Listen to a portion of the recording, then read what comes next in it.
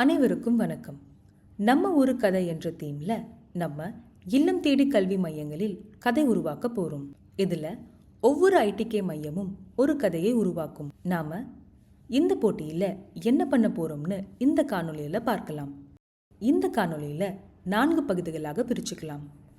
முதல் பகுதி கருப்பொருள், அதாவது தீமை புரிஞ்சுக்கிறது. அடுத்து கதையை எப்படி உருவாக்குதுன்னு பார்க்கலாம்.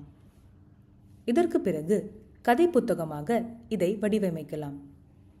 இறுதியாக எப்படி உங்க கதை புத்தகத்தை சமர்ப்பிக்கிறதுன்னு பார்ப்போம். முதல் பகுதி நம்ம ஊரு கதை என்ற தீமை, அதாவது கருப்பொருளை புரிஞ்சுக்கலாம். உங்க ஊரின் சிறப்புமிக்க அம்சங்கள், இயற்கை மற்றும் வளங்கள், நீங்க சாதனையாளர்களாக பார்க்கும் நபர்கள், உங்க பள்ளி, உங்க ஐடிகே மையத்தில் நடக்கிற சிறப்பான விஷயம்னு உங்க ஊர் சார்ந்த கதைகள் தான் நம்ம ஊர் கதை. இதை உங்க மாணவர்களுக்கு புரியும் வண்ணமாக எடுத்துக்காட்டுடன் சொல்லுங்க. எடுத்துக்காட்டா, மண்மணக்கும் முறுக்கு என்ற தலைப்பில் மணப்பாறையில் உள்ள ஒரு மையம் கதை எழுதலாம். இரண்டாவது பகுதி கதை உருவாக்குதல்.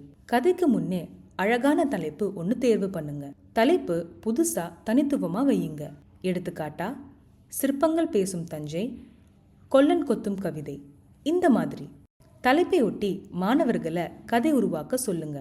மாணவர்கள் வட்டமாக அமர்ந்து ஒரு மாணவர் கதை சொல்ல ஆரம்பிக்க அடுத்த மாணவர் அதை தொடர்ந்து மேலும் கதையை வளர்க்கலாம். கதை அமைப்பில் சவாலோ கதையில முரண்பாடோ ஏற்பட்டா தன்னார்வலர் கேள்விகள் மூலமா மாணவர்களை வழிநடத்தி கதையினை சரி செய்யலாம். பிறகு மாணவர்கள் கூறியதை இணைச்சு கதையாக அதுக்கு உருவம் கொடுக்கலாம்.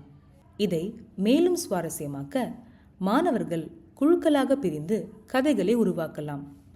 அதில் சிறந்த கதையினை மாணவர்களோடு கலந்து பேசி தன்னார்வலர் தேர்வு செய்யலாம். அடுத்து கதைக்கேற்ப படம் வரையணும். நீங்கள் வரையும் படம் கதைக்கு மதிப்பு கூட்டும் விதமாக அமையணும்.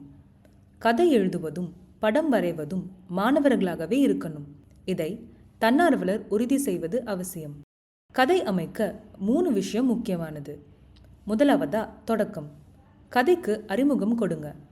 பிறகு நடுப்பகுதி, கதையில் நடக்கும் சம்பவங்களை விவரிங்க.